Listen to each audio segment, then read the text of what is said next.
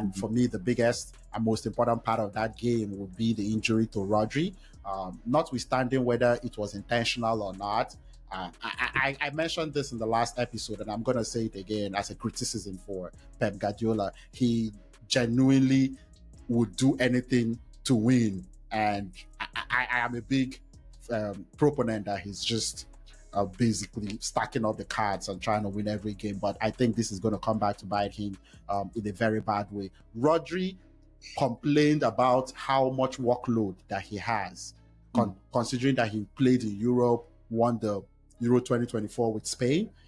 This was just the same week before the Arsenal game that he went and talked about players going on strike, about extra games in Europe. This guy knew that his body was wearing out. I could tell from that press conference, it was basically a cry for give me some time off.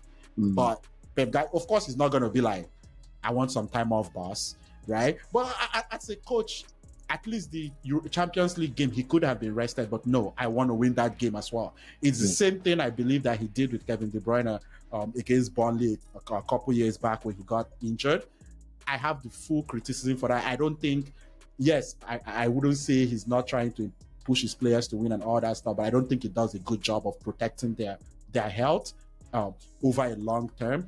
Rodri needed some rest, and he has been crying out about this for a long time. He's a professional. He gets paid a lot of money. He doesn't want to sit out or ask for it. You know, that's the mentality that makes him as great as he is.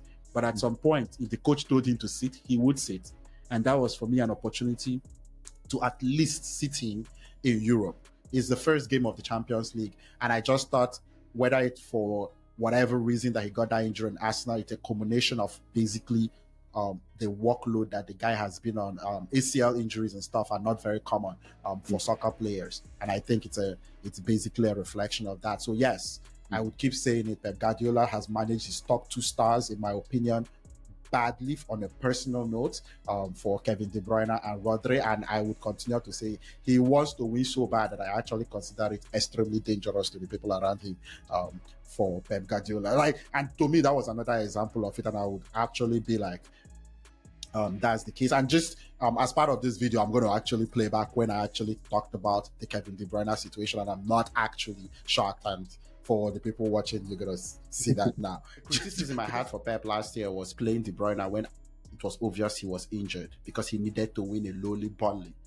That was beginning of last year. It was clear the guy was struggling with an injury, but he needed his best player to win. Because it's easy to say it after the fact. But it's important to also note the fact that I'm going to be on this hill. And he's going to pay for it this season. Rodri is basically irreplaceable. He got Gundogan to come in, but if you watch the most recent game that Man City played, you could see that Gundogan was either gassed or wasn't kind of prepared to get into that role right away. So I think that was the biggest takeout for me, would be the injury to Rodri in that game, essentially.